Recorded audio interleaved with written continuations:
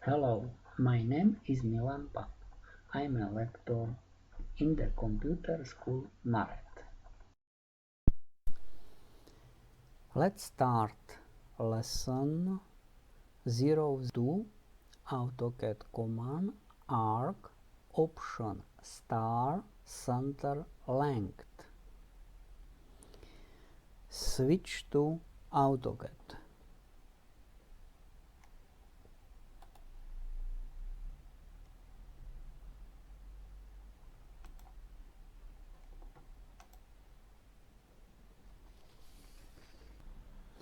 You have to enter start point, center point and length.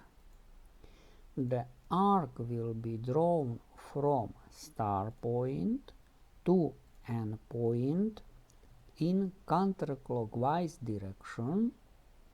If you enter positive length, then AutoCAD draws small arc. You can choose command arc from menu draw and then choose option start center length. Left click